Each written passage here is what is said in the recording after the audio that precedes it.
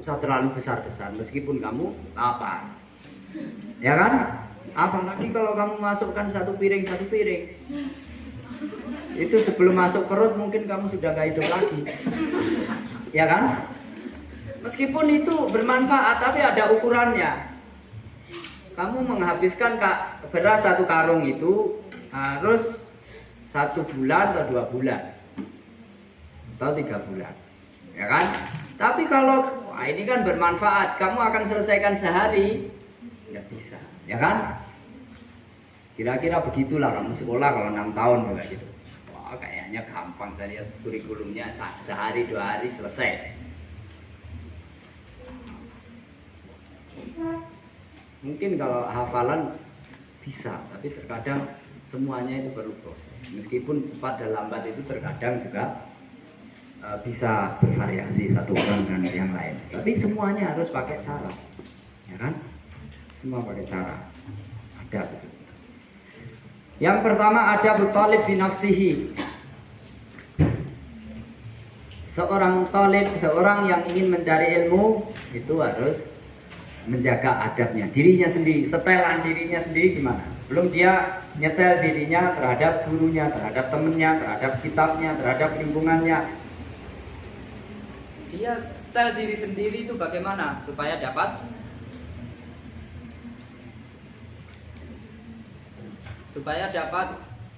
mendapatkan maksimal secara baik, mendapatkan ilmu secara baik.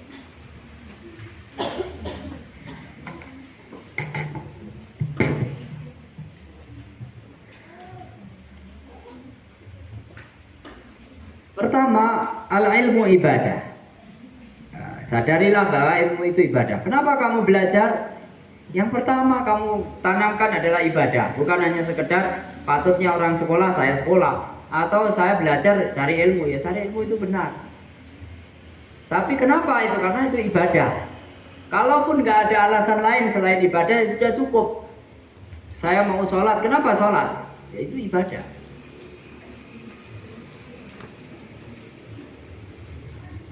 Karena Allah itu mempunyai sifat al-alim, maka jelas bahwa ilmu itu memiliki kemuliaan. Tak mungkin kalau Allah memiliki sifat al-alim, kalau ilmu itu tidak mulia, ya kan? Namanya al-alim, bahkan nama. Tidak semua sifat selalu ada namanya, tapi ada nama, ada sifat. Maka sangat mulia ilmu itu. Meskipun jelas tidak akan sama ilmu Allah dan ilmu makhluk, tapi kita kalau ingin mencari kemuliaan, jelas itu ilmu itu ada sesuatu yang sangat mulia sehingga Allah memiliki sifat al-alim, sifat al-ilm dan nama al-alim. Sebagaimana ar-rahmah, kasih sayang, Allah mempunyai sifat ar-rahman ar-rahim. Ar-rahimun yarhamuhumur rahman. Irhamu man fil ardi yarhamkum man fis sama. Maka sifat rahmah itu mulia. Karena apa? Di antaranya Allah punya sifat mulia. Punya sifat ar-rahmah. Membangun sifat kemuliaan itu. Karena Allah Maha Mulia. Di antara kemuliaannya itu adalah al-ilm dan ar-rahmah. Maka kita kalau mencintai Allah, tentunya kita akan mencintai apa? Semua yang menjadi apa yang dicintai oleh Allah. I'lam ayyuhat talibul majd anna al-ilma ibadah. Fala budda min ikhlasin niyyah lillahi azza wa jalla liqaulihi subhanahu wa ta'ala. Ketahuilah wahai para penuntut ilmu yang mulia, sesungguhnya ilmu itu adalah ibadah. Maka kalau itu ibadah harus ada keikhlasan. Ya. Wa ma umiru illa liya'budullaha mukhlishina lahuddin. Berdasarkan firman Allah, dan tidaklah mereka diperintahkan kecuali hanya untuk beribadah kepada Allah dengan cara mengikhlaskan, memurnikan ketulusan, memberikan melaksanakan ketaatan secara ikhlas, secara tulus. Wa qaulihi sallallahu alaihi wasallam, dan juga berdasarkan Sabda Rasulullah Sallallahu Alaihi Wasallam, innamal a'malu binniyat. Sesungguhnya amal, hasil dari semua amal perbuatan itu adalah niat. Benar atau salahnya suatu, sah atau tidaknya suatu amalan berdasarkan niat. Waqala ba'dul ulama, sebagian ulama mengatakan al-ilmu sholatus sirri wa ibadatul qalbi. Ilmu itu adalah salatnya batin. Bagaimana fisik kita takbir, rukuk, sujud, hati kita itu cara takbir, rukuk, sujudnya bagaimana dengan belajar menuntut ilmu, dengan membangun ilmu di dalam batin kita.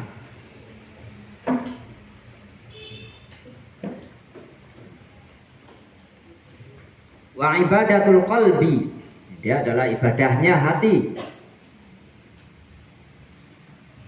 Makanya hati yang minim ilmu, maka hati yang minim ibadah. Kira-kira begitu.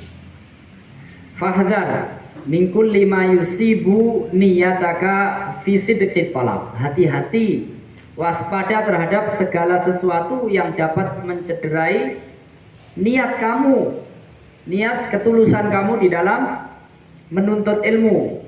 Menuntut ilmu itu harus ikhlas, karena hanya semata-mata beribadah kepada Allah. Kenapa kamu belajar? Karena beribadah kepada Allah. Maka nggak usah alasan. Nah, saya nggak mau belajar karena ustadzahnya nyebelin, temennya juga nyebelin. Nggak ada urusannya. Dalam hari ini kamu bangun urusan kamu dengan Allah.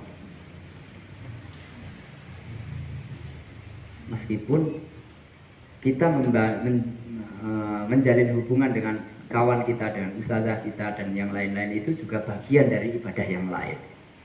Tapi kalau dari ibadah yang lain itu tidak dapat kamu bangun secara sempurna, misalkan kamu mendapatkan guru yang tidak ideal atau kawan tidak ideal, jangan kamu jadikan alasan untuk menggugurkan ibadah kamu yang lain. Misalkan kamu nggak bisa sedekah, nggak bisa zakat, apa kamu jadikan alasan untuk tidak sholat? Tidak begitu. Yang bisa ya kita harus sholat, kita zakat, kita puasa dan sebagainya. Kita mencari guru yang baik dan menjalin hubungan baik dengan guru itu adalah juga ibadah. Dan seterusnya. Menuntut ilmu juga ibadah. Kahubbiz zuhuri wa tafawuqi 'alal aqran. Di antara hal-hal yang merusak keikhlasan itu apa? Seneng untuk tenar. Apa? Kegemaran terhadap ketenaran. Orang seneng kalau menonjol. Terkenal itu ya karena mempromosikan diri atau karena memiliki keunggulan, jadi terkenal. Kalau lebih daripada yang lain kelihatan terkenal. Meskipun terkenal itu sebenarnya tidak selalu positif ya. Ada juga orang yang terkenal nantuan, terkenal bodoh, banyak pelanggaran, itu terkenal juga. Tapi orang itu biasanya nggak membanggakan diri kalau dengan terkenal malas itu. Ada nggak bangga. Nah, kebanggaan itu yang seringkali menjadi kebanggaan untuk kebanggaan itulah yang seringkali membuat cacat di dalam menuntut ilmu. Niat untuk menuntut ilmu. Bangga atau gengsi, membangun gengsinya tinggi. Kenapa? Karena pintar. Orang yang terkenal pintar itu rawan. Makanya tidak semua terkenal itu begitu. Karena terkenal bodoh itu juga bisa, tapi biasanya nggak punya gengsi, ya kan? Dia minder mungkin kalau terkenal bodoh, ya kan? Nah, di sini ilmu, hubbuz zuhur. Meskipun orang terkenal itu tidak selalu buruk, tapi orang yang terkenal itu biasanya kalau tidak diwaspadai, dia akan Tujuannya untuk mendekatkan diri kepada Allah menjadi pudar. Wa tafawuq 'alal aqran, unggul, lebih unggul daripada kawan-kawannya. Enggak mau kalah.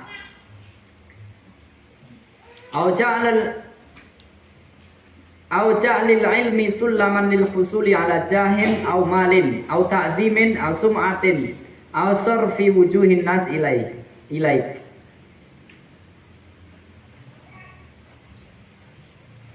Atau hal-hal yang lain yang dapat membuat cacat, rusak. Niatmu adalah menjadikan ilmu sebagai sarana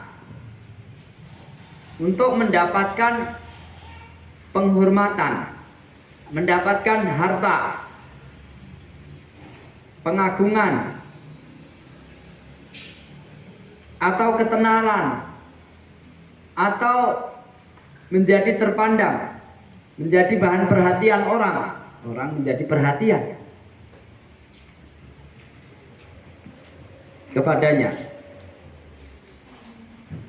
kepadamu. Wa bdzulil juhda fil ikhlas, kerahkan semua usaha kamu, berusahalah dengan sungguh-sungguh dengan segala kemampuanmu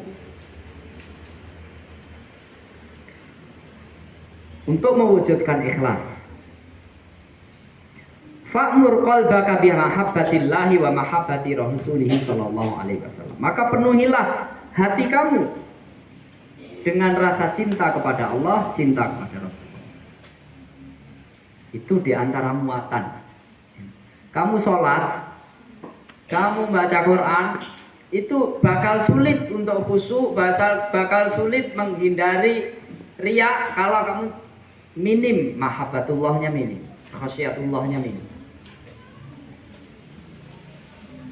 Kenapa saya enggak khusyuk? Kenapa saya enggak susah ikhlas ya? Kira-kira itu di antara cinta kepada Allah dan khasyah kepada Allah, inilah yang ibadah, yang muatan ibadah yang di dalam hati yang menjadi dasar. Ekspresi utamanya, ekspresi yang paling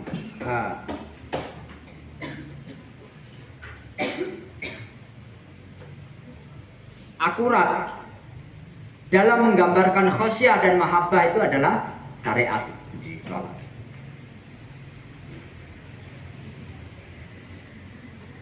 Kamu kalau takut kepada Allah, mahabbah kepada Allah, kemudian diekspresikan dengan selain syariat, maka bakal salah, tersesat. Meskipun misalkan kamu kenapa nangis, takut kepada Allah, nangis dok, nggak sholat, itu nggak akan diterima khasyah. Mahabbah juga gitu.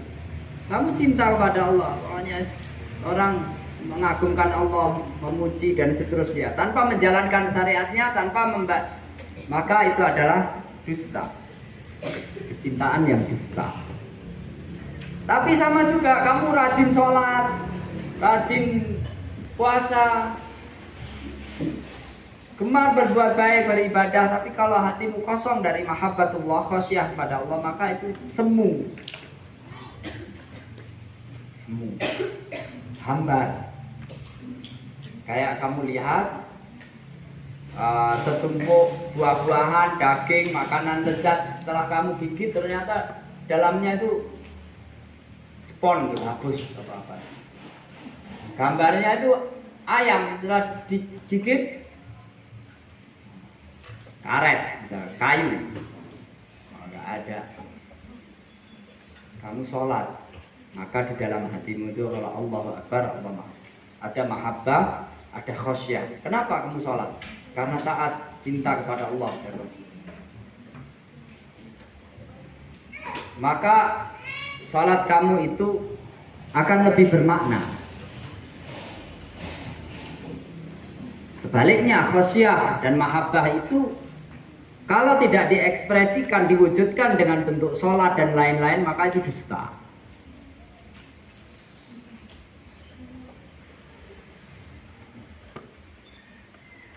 Fa'mur qalbaka bi mahabbatillahi wa mahabbati rasulih sallallahu alaihi wasallam. Wadzalika bi mutaba'atihi wa iktifai atharihi. Itu dilakukan dengan cara mengikuti beliau dan mengikuti jejak beliau. Faqad qala ta'ala qul in kuntum tuhibbunallaha fattabi'uni yuhibbukumullahu wa yaghfir lakum dzunubakum. Katakanlah, jika kalian memang cinta kepada Allah, maka ikutilah aku. Tidak ada cara mengekspresikan cinta kepada Allah selain dengan mengikuti ajaran Allah. Tangisan, ketawa itu memang terkadang bisa mewujudkan.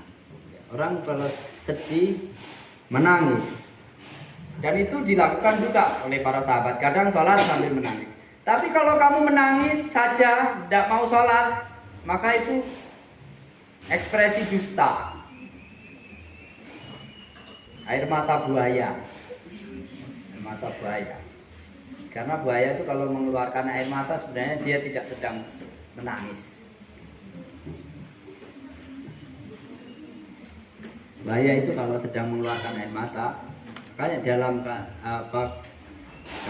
kalimat yang lain disebutkan, kalau kamu lihat ada singa memperlihatkan giginya, jangan pernah kamu berpikir dia sedang tersenyum.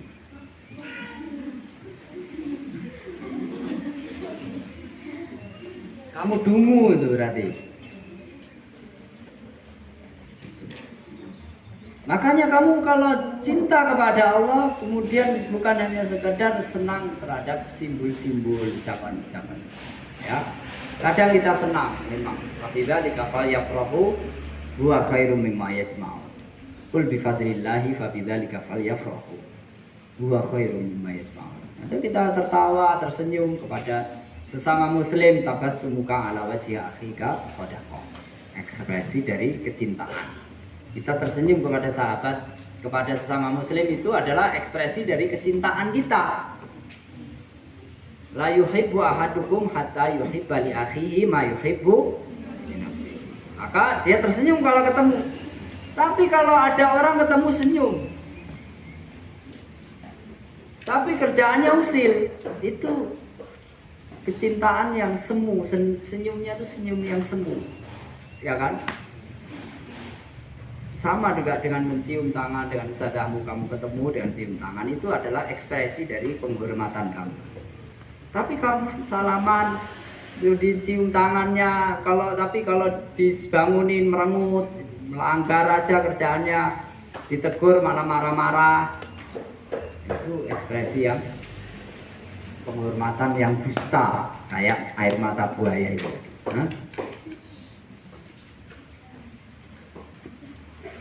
Maka janganlah bodoh di dalam mengekspresikan kecintaan terhadap Allah dan Nabi.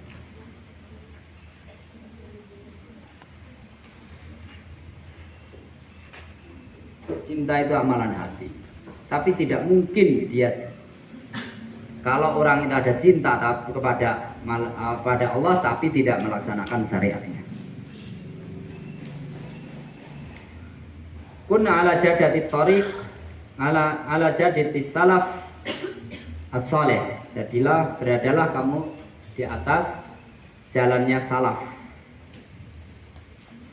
Wa humus sahabatu wat tabi'una wa tabi'ut tabi'ina faman ba'dahum mimman qafa atharahum fi jami'i umuriddin. Mereka salaf itu adalah para sahabat, tabi'in dan orang-orang yang setelah mereka, orang-orang yang datang setelah mereka, yang meniti jalan mereka dalam semua urusan ajaran Islam, dalam urusan agama. Wa haula'i hum ahli sunnati wal jamaati. Mereka itulah ahli sunnah wal jamaah. Siapa ahli sunnah wal jamaah?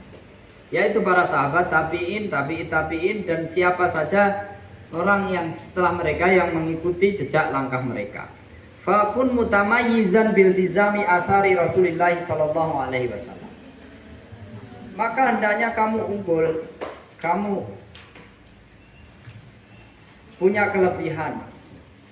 Kelebihan kamu adalah di dalam masalah iltizam, komitmen terhadap ajaran-ajaran peninggalan Rasulullah, wa tarkil jidal, meninggalkan perdebatan, wal mirah, wal khawdu fi ilmil kalam, jidal, mirah, wal khawd fi ilmil kalam, menceburkan diri dalam ilmu kalam, ilmu logika di dalam memahami hakikat,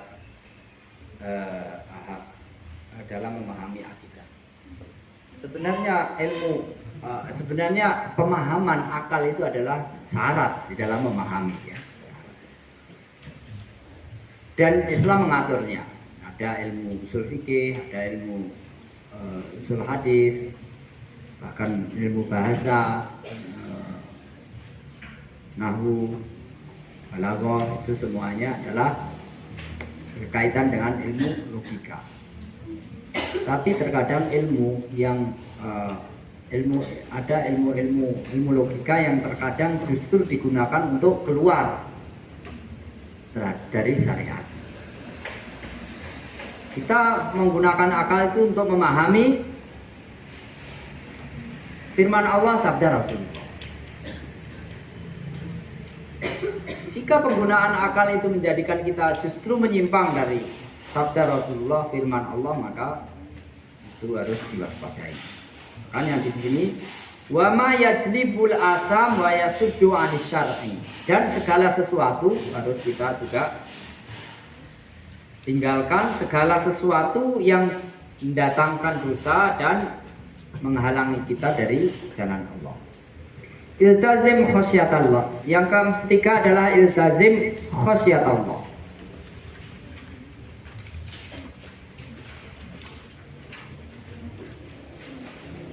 Selalulah ilzam khasyatallah.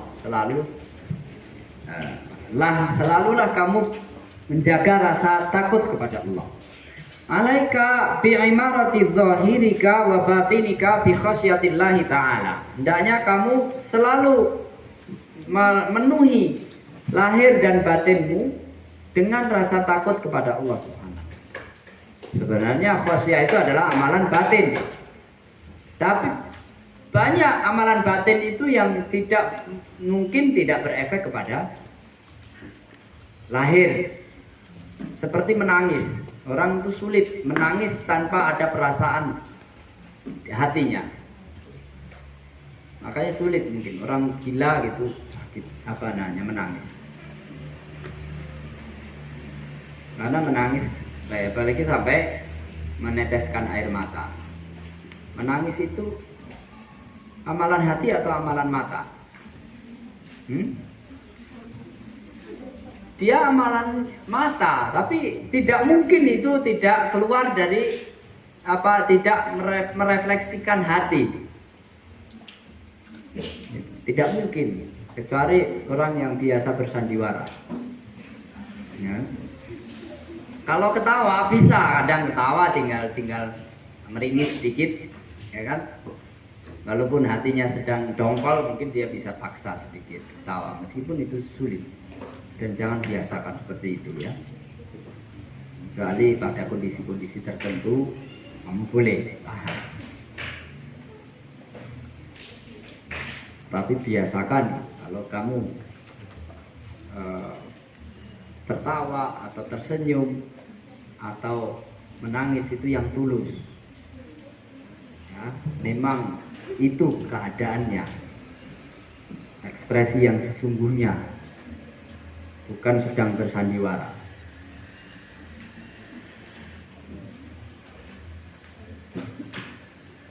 Muhafizan ala sya'aril Islam, dengan senantiasa menjaga syiar-syiar Islam.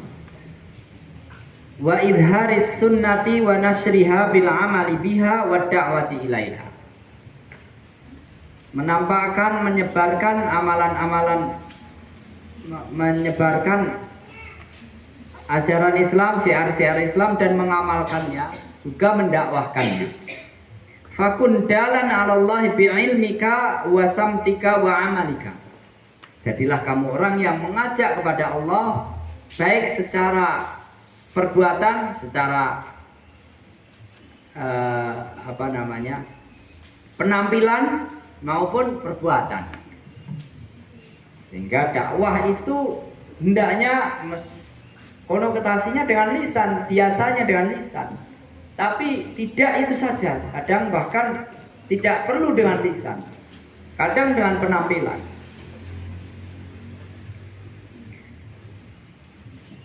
Penampilan kadang dengan amal perbuatan. Berpakaian itu misalkan, berpakaian itu meskipun tujuan dasarnya adalah menutup aurat. Kedua, menjaga kepatutan. Ketiga, mempromosikan identitas.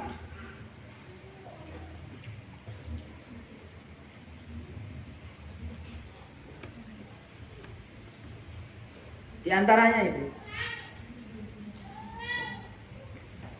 Karena menutup aurat saja, kamu kalau menggunakan sesuatu yang nggak patut, itu hendaknya tidak usah kamu lakukan. Ya kan? Kamu pakaian nggak pakai daun, ini kan yang penting urut sudah nggak kelihatan. Ya itu nggak patut. Atau baju, pakai baju mahal, tapi udah sebulan nggak dicuci, dipakai terus. Nanti kalau dicuci takut luntur. Mahal ini soalnya. Enggak patut, ya kan? Menjaga kepatutan itu perlu. Selain menjaga kepatutan, terkadang mengekspresikan identitas. Kepada siapa kamu cinta, kepada siapa kamu benci. Kita berharap bahwa cinta kita pada Allah, pada Rasulnya itu terekspresikan dari semua sikap itu. Pakaian kita, cara makan kita, cara berjalan kita, cara tidur kita. Itu semuanya terkadang sah-sah saja, secara syariat nggak salah. Tapi terkadang itu sangat menunjukkan, mencolok penunjukannya. Kamu senang kepada manusia model apa? Manusia model neraka atau model surga? Manusia orang-orang yang dekat dengan Allah atau orang-orang yang memusuhi Allah.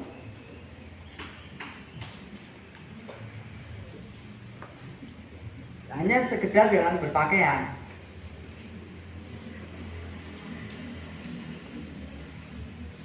Meskipun itu tidak wajib. Model-model itu adalah kelebihan. Tapi di sini disebutkan kadang sikap itu diperhatikan. Kalau kamu belum cinta, kamu belum sungguh kepada Allah, pada Rasulnya, maka ya tirulah orang-orang, gaya orang-orang yang punya cinta yang tulus kepada Allah dan Rasulnya. Mungkin Allah akan karuniakan kamu kepada kamu kecintaan kepadanya.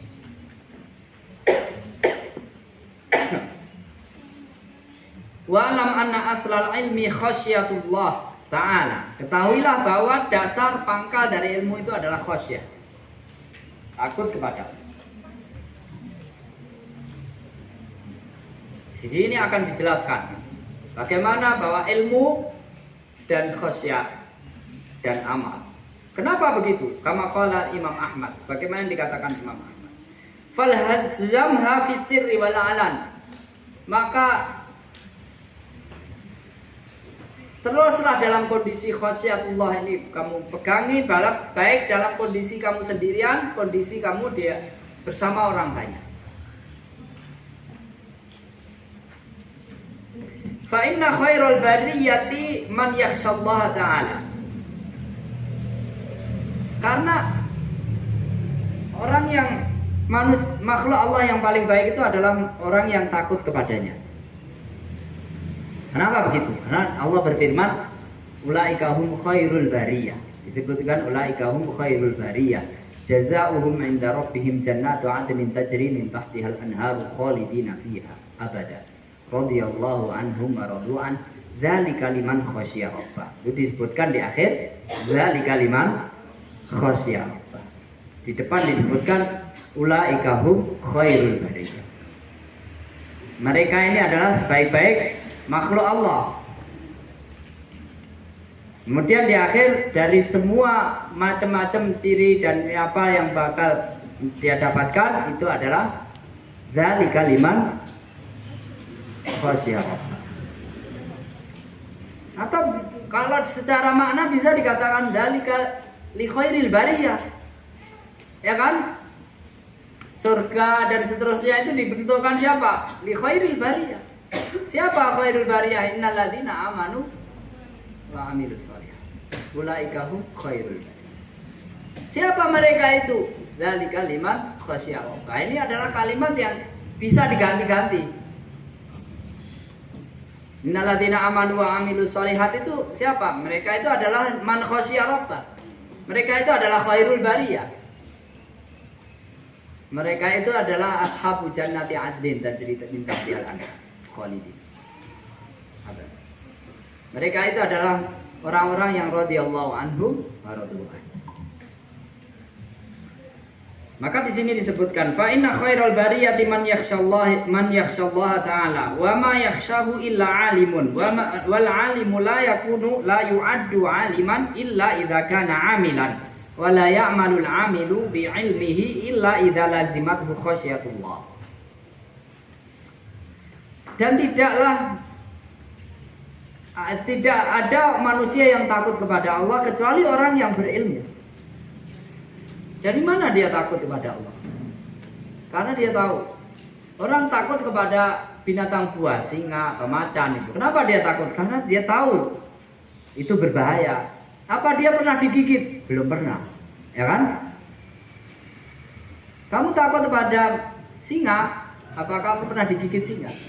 Nah, ya kan? Kamu takut hantu? Apa pernah lihat hantu? Pernah. Katanya hantu itu nggak baik, ya kan? Karena kamu tahu. Tapi kalau kamu nggak tahu apa itu hantu atau itu singa, mungkin kamu nggak takut, ya kan?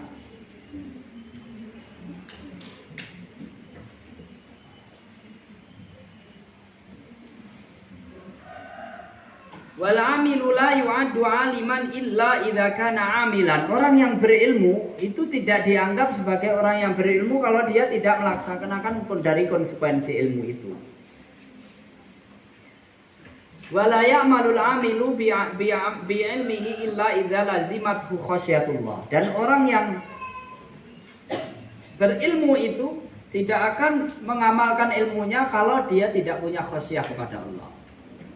Ilmu khususnya ilmu yang menuntun kepada Allah. Orang tahu bahwa sholat itu kewajiban, ini amal baik, ini amal buruk. Kalau dia tidak punya motivasi takut kepada Allah, maka buat apa dia mengamalkannya? Kalaupun dia mengamalkan mungkin riya, mungkin munafik. Makanya disebutkan idza ja'akal munafiqun qalu nashhadu innaka la rasul wallahu ya'lamu innaka la rasul wallahu yashhadu innal munafiqina lakadzibun. Apa salah orang datang pada Rasulullah innaka la rasulullah? Mana perkataan dia sama Abu Jahal mengatakan innaka majnun? Mana Pak yang benar? Ya innaka la rasulullah, ya kan? Tapi ya kenapa Allah katakan innal munafiqina lakadzibun? Karena dia tidak ada, bukanlah terdorong dari ucapan yang tulus sesuai dengan keyakinan. Wa minan nasi may yaqulu amanna billah wa bil yawmil akhir wa ma hum bimumin. Hanya orang mengatakan beriman pada Allah dan hari akhir, tapi sebenarnya dia tidak beriman.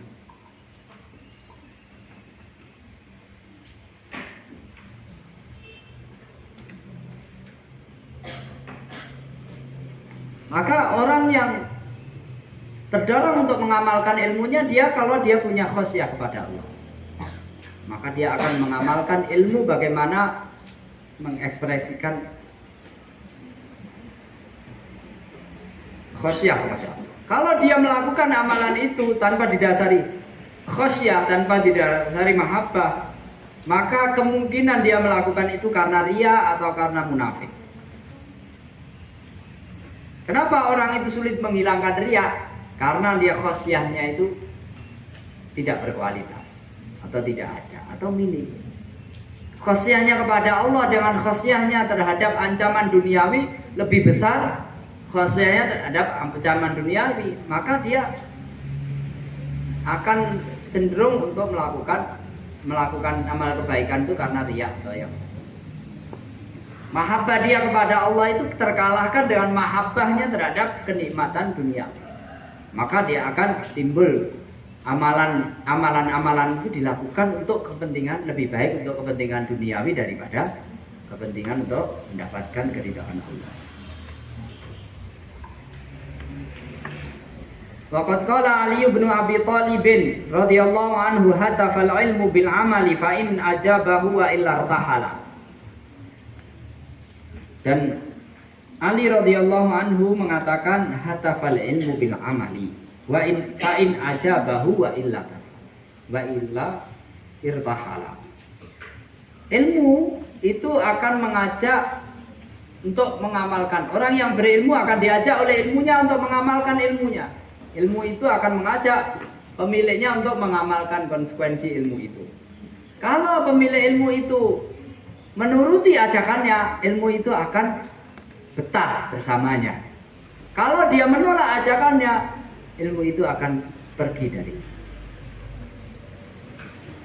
Kayak ilmu habis dihafal hilang lagi, lupa lagi. Karena sebenarnya dia selain datang kepada kamu setelah kamu usahakan datang, kamu dapatkan itu, dia mengajak kamu untuk melaksanakan konsekuensinya. Kalau kamu tidak turuti ajakannya ini, dia akan pergi. Tapi kalau kamu turuti ajakannya, dia akan betah bersama. Makanya belajar sebentar sampai kiamat nggak lupa-lupa. Ada orang belajar lupa lagi, besok lupa lagi, karena kamu musuhi dia. Sudah tahu dia ngajak baik kan kamu debat, kamu ilmunya ngajak bener, tapi dibantah. Kita yang mencong-mencong dikit aja, kamu ngeyel sih. Akhirnya besok lagi dia pergi, nggak usah rewel. Kita mencong lihat dikit nih. Besok akhirnya dia kan lama-lama sebel deh, ya kan? Kira-kira ilmu dulu.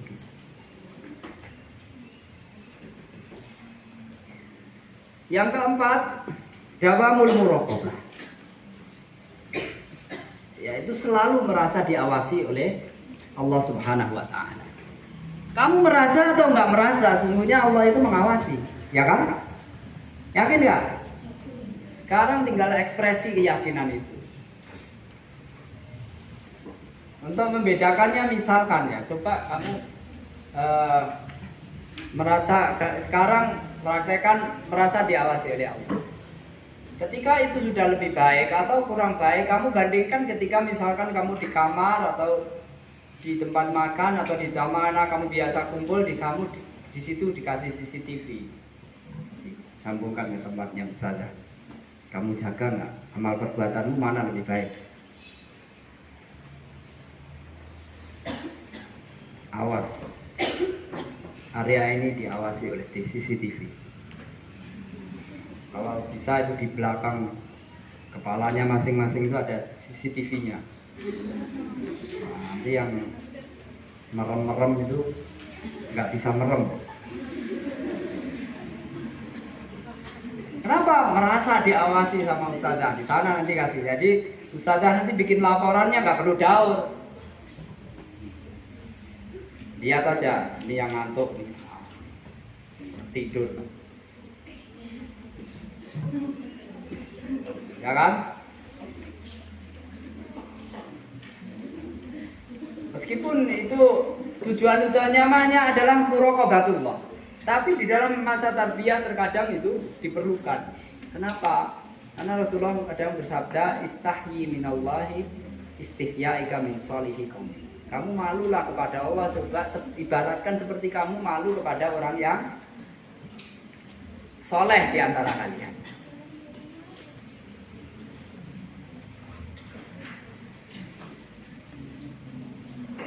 Atau kepada malaikat. Malaikat itu walaupun makhluk yang mulia, tapi dia juga makhluk juga, bukan Allah, ya kan? Tapi terkadang Allah mengatakan kamu janganlah tidak berpakaian. Walaupun kamu sendirian, karena sesungguhnya kamu ada bersama makhluk Allah, para malaikat yang tidak pernah berpisah dengan kamu. Malulah kamu kalau nggak pakaian. Ada malaikat. Kenapa nggak sekalian malu aja kepada Allah? Ada nanti perlu dipikirkan coba Ustazah itu. Kalau memang muraqabatullahnya itu masih perlu dilatih, caranya muraqabatul ustazah. Muraqabatul ustazah.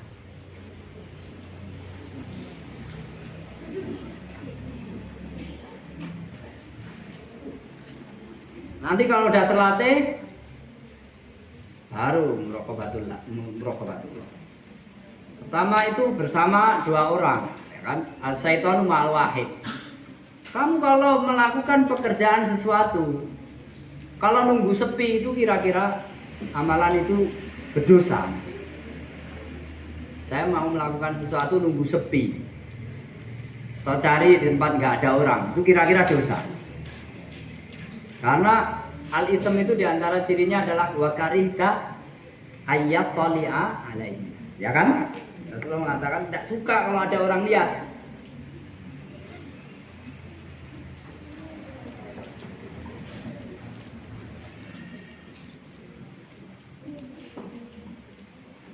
Itu kira-kira tidak baik. Dawamul muraqabah, maka penting muraqabah itu. Muraqabah itu sebenarnya amalan hati, perasaan. Yang paling baik itu kan ya, yang paling baik ya kalau sesuai dengan aturan. Kamu datang dengan siap, belajar, memperhatikan.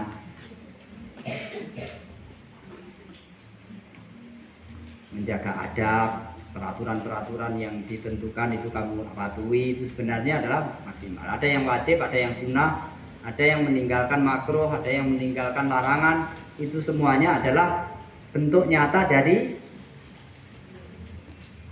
amalan yang baik. Supaya orang bisa melakukan secara baik-baik. Bagaimana? Yaitu dengan cara merasa diawasi.